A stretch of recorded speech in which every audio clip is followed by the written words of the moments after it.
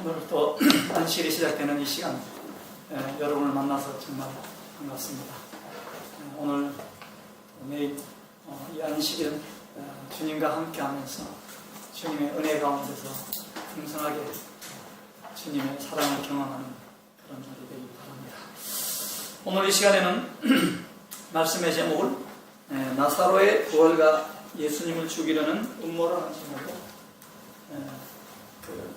함께 말씀의 은혜를 나누고자 합니다. 이 나사로의 부활로 인해서 예수님이 하나님의 아들로서 능력을 확실하게 보여주는 그런 계기가 되었습니다. 이렇게 되니까 이 바리새인과 사두개인들이 합작을 해서 예수님을 죽이려는 것을 이 오늘 성경을 통해서 한번 보고자 합니다. 여러분 이번에 성지 연수하면서 성지 순례 연수를 하면서 나사로의 무덤도 가보고 나사로가 또 나사로를 기념해서 세운 나사로 기념교회가 있더라고요. 거기에 잠깐 들려봤는데요.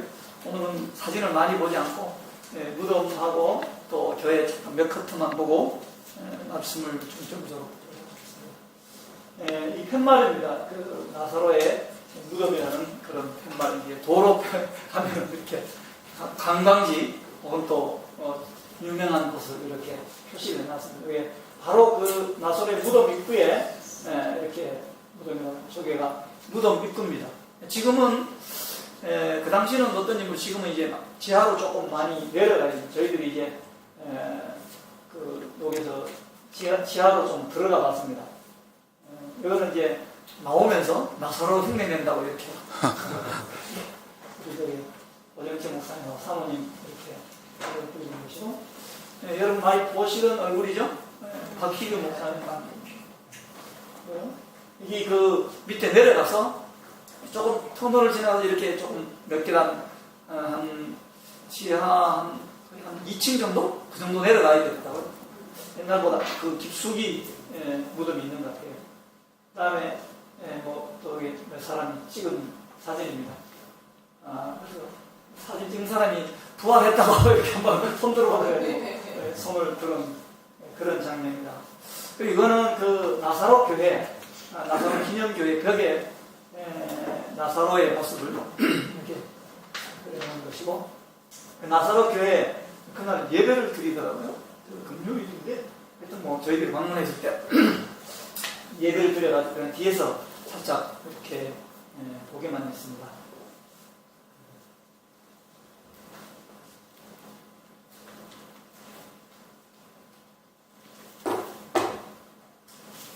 그 나사로가 병들었다가 또 죽게 되고 그 다음에 다시 살아난 이 이야기는 여러분 많이 들었고 저도 많이 했습니다. 그래서 오늘은 앞부분은 빼놓고 뒷부분에 나사로가 살게 되면서 또 이 유대인들 그 바리새인과 제사장들 또 이런 사람들이 나사로를 죽이려 하는 그 음모를 중점적으로 한번 생각해 보고자 합니다. 이 나사로가 죽었다는 소식을 듣고 이 나사로의 여동생이 이제 예수님께 기별을 보냈지만은 예수님은 금방 오지 않았어요. 7일이나 지나서 나흘이나 돼서 죽은 지 나흘이나 돼서 이제 나사로가 드디어 베다니 나사로의 집에 왔습니다. 예수님께서 오시니까 마르다가 마중을 나와서 예수님께서 여기 계셨더라면 우리 죽지 아니했을 거라고 그렇게 얘기를 합니다.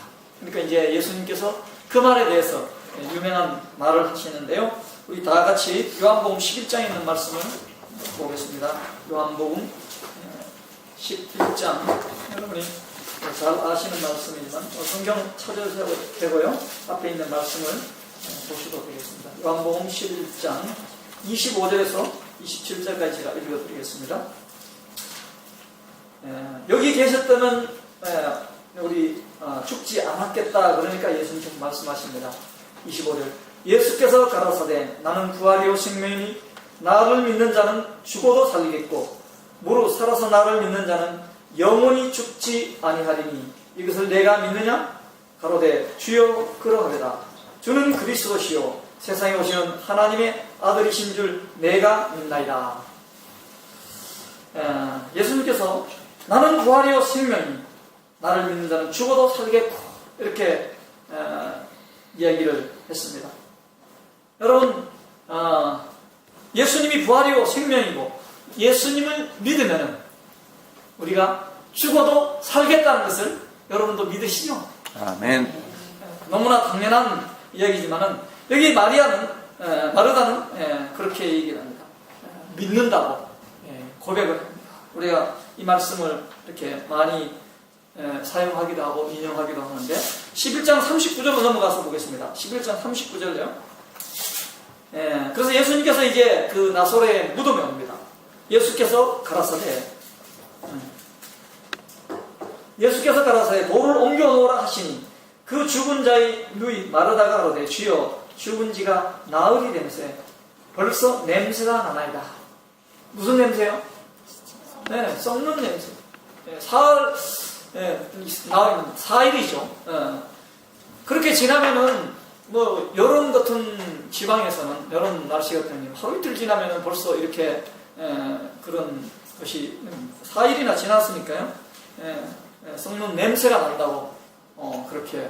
그런데 어떻게 썩어서 지금 냄새가 나는 그럴 지경인데 어떻게 살린다는 얘기입니까? 그 얘기죠. 도저히 있을 수 없는 일이죠.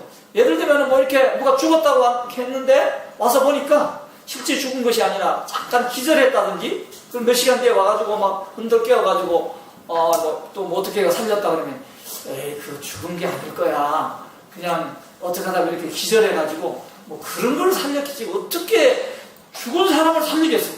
뭐 이런 그 논리를 펼 수도 있었지만은 그런 것을 할 만한 그런 상황이 안 돼요. 사람들이 이미 다 죽었는 걸 무덤 속에 다 이렇게 우리나라도 죽으면 어떻게 해요? 다 이렇게 천으로 동여가지고 꼭꼭 묶어가지고 그렇게 해가지고 며칠을 이렇게 벌써 어떻게 해요? 썩는 냄새가 나요. 이렇다면은 이거는 뭐 이게 그런 실수로 잠깐 기절했는 걸 살리는 그런 일은 없을 겁니다. 그래서 요한복음 11장 40절에 보면은 예수께서 이렇게 말씀하십니다.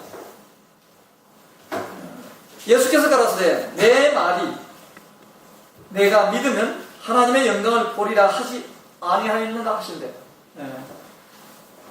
이 마르다에게 너가 믿는다면은 하나님의 영광을 보리라 하지 않았느냐. 그런데 왜 또 못 믿는 것처럼 이야기하고 이 4일이나 지났다고 얘기하느냐. 4일이 아니라 40년이 지나고 400년이 지나고 4000년이 지나도 어떻게 해요? 주님을 믿으면 영광을 보리라. 살인하는 것을 이야기해 주는 것입니다. 우리도 하나님의 말씀을 믿으면 우리의 삶에서 하나님의 영광을 볼 수 있겠죠. 어떤 경우 그런 경우가 있겠어요? 하나님의 영광을 볼 수 있는 경우 우리의 삶에서 뭐 우리가 비근한 예로 우리가 믿고 그 기도를 하면서 뭐 혼자 기도하면 잘 모르겠죠. 예를 들면 어떤 교회에서 함께 큰 프랭카드를 걸어놓고 우리가 특별히 이런 제목으로 기도를 한다고 막 굉장히 주위에서도 알만한 그런 이슈를 가지고 기도를 했는데 그 기도가 그대로 됐어요. 그럴 때 사람들이 뭐라 그러세요? 기도하더니 정말 이루어졌나 보다 하면서 하나님께 영광을 돌리게 되겠죠. 물론 어떤 사람은 에이 뭐 그럴 리가 있나 어쩌다 보니 그러게 했겠지 하는 사람도 있겠지만은 또 어떤 사람들은 그 사람들 정말 기도하더니만은 어떻게 정말 기도처럼 이루어졌네 하면서 하나님께 영광을 돌릴 수 있을 것입니다. 그렇겠죠. 또 어떻게 우리의 삶에서도 마찬가지. 우리가 믿음을 가지고 확실하게 어떤 믿음을 삶을 보여줄 때 역시 하나님 믿는 사람이 이렇게 정직하고 바르고 정말 충성스러울 수 있을까? 어떻게 저렇게 이런 말을 하면서 또 하나님께 영광 돌릴 수도 있겠죠. 믿음 때문에. 자, 요한복음 11장 41절 42절에 이제 보겠습니다. 돌을 옮겨 놓으니 예수께서 눈을 들어 우러러보시고 가라사대 아버지여 내 말을 들으신 것을 감사하나이다. 항상 내 말을 들으신 줄 내가 알았나이다. 그러나 이 말씀을 하는 것은 둘러선 무리를 위함이니 곧 아버지께서 나를 보내신 것을 저희로 믿게 하려 함입니다. 예수님께서 사람을 살리신 것은 이번이 처음이 아닙니다. 여러분, 예수님께서 그 성경에서 그 사람 살리는 사건이 몇 번 있었죠. 이 나사로 살린 것은 예수님께서 거의 이제 십자가에 달려 돌아가시기 얼마 전입니다. 그러니까 그 전에 누구를 살린 적이 있어요? 여러분 성경에서 기억나는 게 있어요? 네, 나인성 가부의 아들을 살리고 그 다음에 야이로의 딸을 고치는 그런 일이 있었습니다. 근데 그때는 고칠 때는 어떤 일이 있었냐면은 대부분 가부의 아들을 행상 나가는 그것을 보면서 일부 사람들, 그 사람들이 그 죽은 아들을 측은히 여기는 사람들, 정말 살리기를 바라는 사람들만 그 주위에 있을 때 살렸어요. 야이로의 딸도 마찬가지였고. 근데 이번에는 달랐어요. 어떤 사람도 있어요? 예수님이 정말 살리는지 한번 보겠다고. 그러니까 그들을 예수님이 정말 살리기를 바라는 사람이 아니라 스파이도 있었고 또 그 예수님이 그거를 못 이루기를 바라는 그런 사람도 있었고 권력을 가진 사람들도 그 자리에 있었습니다. 그래서 이번에 살리는 이 사건은 대대적인 큰 파문을 일으킬 그런 사건이에요. 만약에 예수님이 여기서 나사로야 나오라 그러는데 저도 나오지 않았다면은 이제 예수님 거기서 끝나는 겁니다. 뭐요? 아이고 이 엉터리 같은 사람 이제까지 우리를 속이고 사기쳤구만 이러고 아주 기만자로 그냥 이 몰매를 맞아서 죽을 그런 처지에 몰릴 것이고 그동안에 자기가 하나님의 아들이라더니 어쩌니까 신성모독죄로 아주 곤란한 지경에 처할 것이고 만약에 여기서 살리면 어떻게 될까요? 그거 다 증인들이 거기 와 있어요. 그러니까 뭐 이게 확실하게 이제 이 사람이 하나님의 아들이라는 것이 이런 능력이 사람 죽은지 나한 날에 살리는 이 썩은 이 냄새가 나는 이런 사람을 살린다는 것은 있을 수 없는 일이라고. 이것은 누가? 하나님만 할 수 있는 일이라고 그렇게 인정할 수밖에 없는 그런 상황인 것입니다. 근데 이 바리새인들은 그 예수님께서 어떤 이적을 이룰 때 특별히 이제 귀신을 쫓아낼 때는 어떻게 하세요? 그렇게 뭐라고 하면 그걸 인정하지 않고 바알세불을 힘입어서 이 귀신 중에 귀신 바알세불을 힘입어서 그렇게 쫓아낸다. 그래서 자꾸 이렇게 어떻게 하든지 그거를 아니라고 이제 막으려고 합니다. 그래서 하나님께서 이번에는 어떻게 해요? 예수님께서 이번에는 보라, 내가 바알세불을 힘입는 게 아니고 누구를 힘입어서 하늘로 올라서 아버지요 하면서 하나님 아버지께 지금 호소를 하고 합니다. 누구 들으라고? 그렇게 예수님 안 하셔도 되죠. 근데 옆에 있는 이 나를 지켜보는 이 사람들이 정말 무슨 힘으로 할까? 하나님 힘으로 한다는 것을 확실하게 보여주기 위해서 그렇게 옆에 있는 사람들을 위함인 것입니다. 그래서 둘러선 무리를 보고 이제 내 말을 들으면서 하나님 감사합니다. 제 말을 항상 들어주신 것을 감사하다고 이렇게 하면서 이번에도 또 들어줄 것이라는 것을 보여주겠다는 그런 의미가 되었습니다.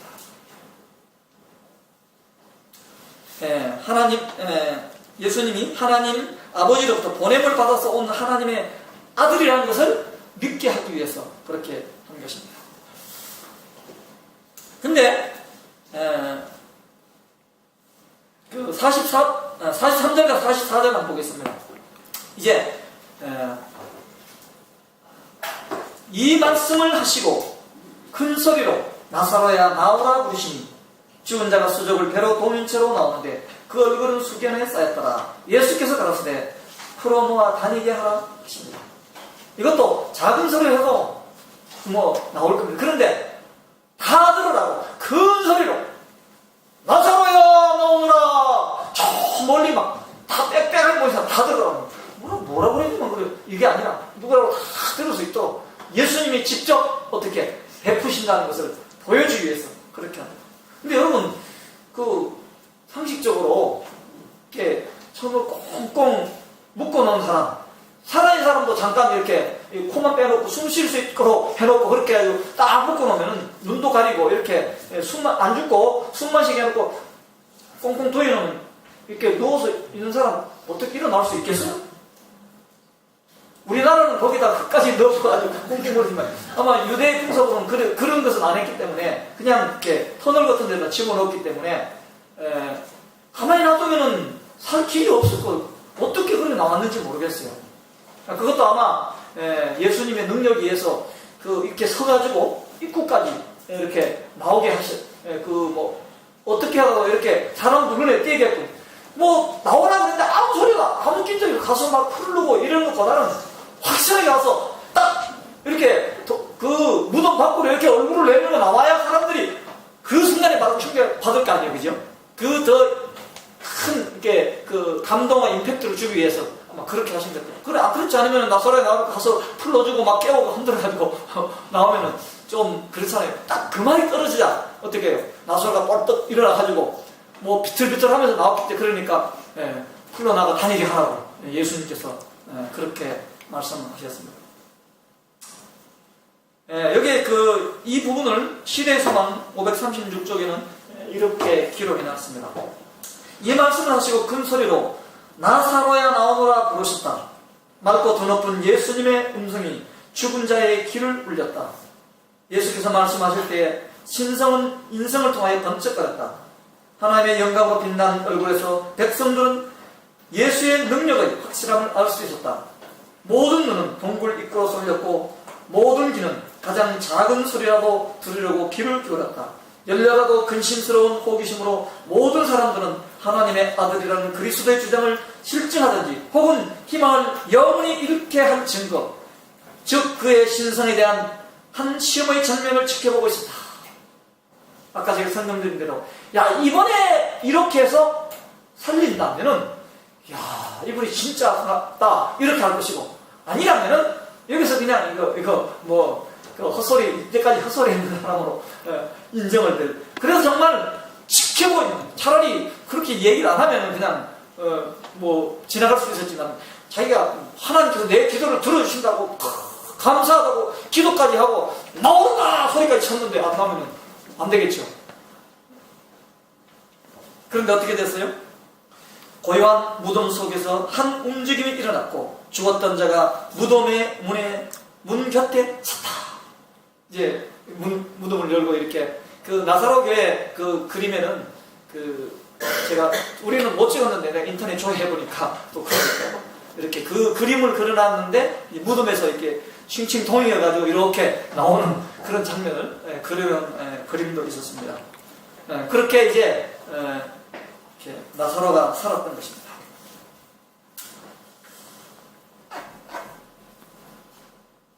이 나사로가 살아서 나오는 것은 참으로 예수님이 하나님의 아들이라는 것이 그 많은 사람들에게, 또 예수님을 비방하고 예수님을 어떻게 하든지 그 능력을 묵살하고 예수님이 가끔 하나님의 아들이라는 그것을 어떻게 하든지 잡으려고 했던 그 사람들이 이제 말이 쑥 들어갔습니다.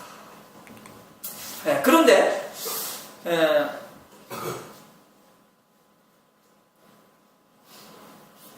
그 시대 소망에는 이 537쪽에는 이 부분 또 이렇게 설명을 해놨습니다. 그리스도께서 이제 죽음과 무덤을 지배할 수 있으시다는 것을 충분히 나타내셨다. 그의 능력 있는 이적은 사람들에게 하나님께서 사람들을 구원하시기 위하여 당신의 아들을 세상에 보내셨다는 최고의 증거였다. 이것은 이성과 밝은 양심의 지배 아래 있는 모든 사람의 마음에 확신을 주기에 충분한 신적인 능력의 증거가 되었다. 그래서 수많은 사람들이 이 장면을 보고 예수님을 믿고 받아들였습니다. 여러분, 이보다 더 확실한 증거가 되겠습니까? 어떤 다른 능력을 한다는 것은 특별하게 할 수 있다기만, 죽은 지 오래된 사람이 막 썩어가는 냄새가 나면 그 사람을 그 자리에서 즉석에 한참 어떻게 한 것도 아니고 며칠 뒤에도 아니고 그 자리에서 말하자마자 뻘떡 일어나가지고 걸어 나오는 그 장면을 봤을 때 우리가 이분은 정말 하나님의 사람이라는 것을 알 수가 있었을 것입니다. 여기 11장 45절과 46절에 보면은 여기 그렇게 기록되어 있죠. 마리아에게 와서 예수의 하신 모든 일을 본 많은 유대인들이 저를 믿었으나, 많은 유대인들이 믿었으나 어떻게 이거를 보고 또 안 믿을 수 있죠? 그 중에 어떤 자는 바리새인들에게 가서 예수의 하신 일을 고하니라. 예. 여기 이제 여기는 이제 연희씨는 이들이 스파이라고 그렇게 했어요. 그것을 정말 살린다고 그렇게 하는데 이 와가지고 정말 어떻게 하느냐 보기 위해서 온 사람들이었습니다. 근데 만약에 여러분이 그 자리에 참석은 안 했지만은 바리새인의 입장에서 여러분이 사람을 보내가지고 정말 예수란 자가 와가지고 그 사람을 살리는지 가서 한번 보고 오라 그렇게 보냈는데 갔다 오더니만은 말이 정말로 예수란 자가 나타나고 나오라 소리치고 하나님이 이렇게 뭐 기도하고 나오라 그러니까 정말 그 사람이 깡총깡총 나왔습니다. 살아났습니다. 그래서 풀어가지고 멀쩡하게 그 시대의 소망에는 그렇게 해서 더 건강한 모습으로 아주 그냥 어디 막 비실비실한 이런 모습으로 살아남지 않고 아주 건강한 모습으로 아주 활기 넘치는 그런 모습으로 나왔다고 그랬어요. 그랬을 때 여러분이 그 보고를 받았을 때 여러분이 그동안 예수 사람이 정말 아니야 막 이렇게 하고 이랬다고 칩시다. 근데 그 말을 들었을 때 우리 최장로님은 어떻게 하시겠어요? 그래도 못 믿어. 어떻게 믿어? 그러시겠어요? 아니면은 야 정말 이분이 하나님인 것 아들인 것 같다. 내가 정말 다시 한번 잘 살펴보고 정말 그가 하나님의 아들이라면 나도 그를 용접해야 되지 않겠냐 이렇게 하시겠어요? 아니면은 바리새인들은 안 믿으려고 하겠죠. 안 믿고 장로님 입장에는 장로님이 늘 저야 뭐 믿겠지만 바리새인들은 안 믿고 싶었겠죠. 안 믿고 싶었겠죠. 그런 생각을 이렇게 저도 해보게 되었습니다. 근데 이들은 그것을 믿지 않고 오히려 자신들의 이 권위와 권력을 유지하기 위해서 예수를 죽이려는 음모를 꾸밉니다. 왜요? 살아난 것은 기정사실이에요. 이제는 그걸 뒤엎기에는 너무나 많은 사람들이 봐버렸어요. 그리고 자기들을 보낸 신분도 다 가서 보고 왔고 했기 때문에 이제는 그 예수가 나사로를 살린 것은 쇼였다 이렇게 할 수가 없는 겁니다. 그러면 이렇게 죽은 사람을 오랫동안 사일에 내가 썩은 냄새가 나는 이 사람을 살린 사람은 도대체 사람들이 누구라고 인정해요? 하나님의 아들이라고 인정을 할 수밖에 없으니까 이것을 죽이지 않으면 계속 우리한테 뭐예요? 저기 바리새인들하고 이 제사장하고 지도자들에 계속 뭐예요? 경고를 하고 그들의 잘못되었음을 견책하기 때문에 저를 살려두고는 우리가 제명이 못 죽고 우리가 다 여기 쫓겨날 것 같아요. 왜요? 그들이 계속 뭐라고 했기 때문에 예수가 하나님의 아들이 아니고 사기를 치고 거짓말한다 계속 했어요. 그렇게 했기 때문에 이제 아주 자기들이 위기에 몰릴 그런 상황이었어요. 이 보고를 받은 대제사장과 바리새인들이 어떻게 합니까? 11장 47절입니다. 이에 대제사장과 바리새인들이 공회를 모으고 가로되 이 사람이 많은 표적을 행하니 우리가 어떻게 하야겠나 고민과 갈등입니다. 근데 이 공회를 소집했는데 이 산헤드린 회원 가운데 니고데모와 아리마대 요셉은 제외를 시켰습니다. 왜요? 지난번에 예수를 정죄하려고 그러니까 무슨 죄가 있냐고 그렇게 해서는 안 된다 방해를 했어요. 여러분 잘 아시겠지만 그래서 이 걸림돌이 이번에는 어떻게 공회하는데 그 두 사람들을 어떻게 쏙 빼놓고 예수를 어떻게 이렇게 정죄해가지고 어떻게 잡아 죽이자는 이런데 동의할 사람들만 불렀어요. 그렇게 하고 결의를 해가지고 우리가 죽이자 이렇게 결의를 한 것입니다. 지금 내가 이걸 보면서 오늘날의 정치판하고 참 너무나 똑같아 그런 생각을 하게 되었습니다. 48절을 보겠습니다.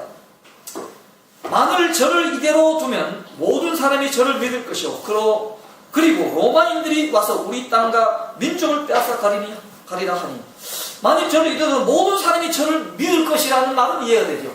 근데 그 다음 말은 이해가 돼요?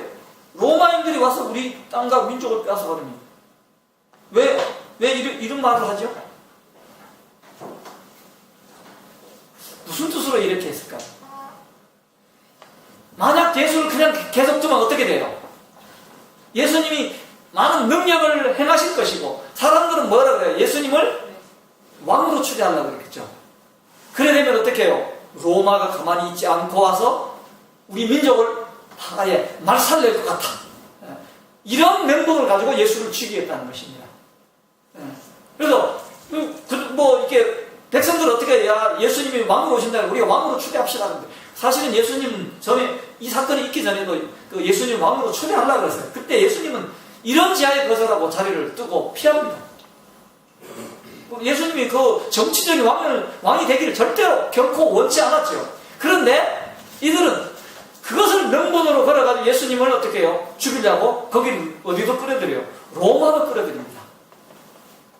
만약에 자기들만 그 예수님을 죽이려고 한다면 지금 당시에 로마가 통치를 하는 그런 시대였기 때문에 로마의 석국이었기 때문에 사람을 함부로 죽이면 안 돼요. 어디에 판결을 받아요? 로마의 법에 의해서 판결을 해가지고 그래야 그게 오케이가 죽여 좋다 그러면 죽일 수 있는. 그냥 죽이면 사적으로 뭐 누구 마음대로 죽인다고 난리 나죠. 예. 그렇기 때문에 이런 명목으로 만약에 우리가 그냥 계속 두면은 이 사람들이 와 왕으로 삼자 그러고 그러면 로마 정부 삼에서 우리나라 쳐들어 우리 민족이 어떻게 해요? 로마인들이 땅과 민족을 뺏어가니 그러면 우리가 곤란하다. 그래서 누구를 없애야 된다?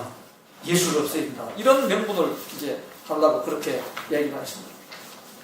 그런데 그리고 그 로마를 끌어들일 뿐만 아니라 이번에는 누구를까지요? 사두개인까지 합세를 합니다. 바리새인들은 부활을 믿었지만은 사두개인들은 뭘 안 믿어요? 부활을 믿지 않았어요. 여러분 그 당시에 이 철학적이라 그럴까요? 이렇게 이 성경을 믿으면서 성경을 해석하고 하는 학자들 두 파가 바리새인과 사두개인이 나눠져 있는데 이 바리새인들이 좀 더 강했죠. 근데 바리새인들은 부활을 믿었지만은 사두개인들은 뭘 안 믿었어요? 부활이 없다고 믿었어요. 이 사람들은 자기 나름대로 이 과학적으로 그 시대의 소망이 오면 과학적으로 일단 입증을 하면서 절대로 사람이 죽었던 사람이 살아날 수 없다고 계속 그 논리를 펴었습니다. 그렇게 또 성경을 가르쳤어요. 그런데 이번에는 어떻게 해요? 절대로 그럴 수 없다고 얘기를 여러 번 강의를 하고 자기들이 주장을 했는데 어떻게 누가 살아났어요? 살아나가지고 온 동네에 그냥 소문이 나고 막 완전히 자기들이 뭐가 됐어요? 그때까지 성경을 가르치는 게 다 엉터리지 않고 이렇게 손가락질 받고 아주 체면과 위신이 말이 아니게 생겼어요. 그렇게 어떻게 해요? 차라리 이 체면과 위신을 이렇게 하려니 차라리 우리가 진리를 거절하고 이것이 아니라고 저 사람을 죽여서 없애더라고 자기들 체면 때문에 그렇게 하겠다고. 그러면 이 바리새인과 사두개인들은 서로 이렇게 맨날 싸웠어요. 서로 이렇게 원수처럼 지내요. 으르렁거리면서 이 당파 싸움하는 것처럼 그런 사이였는데 이번에는 어떻게 예수 그리스도를 죽이자는 그것에는 사두개인들도 동조를 하는. 왜? 부활하는 그 부활을 보여주니까 아이고 이거는 우리도 이제 어쨌든 동조를 해야 되겠다 이러면서 합류를 하게 되는 것입니다.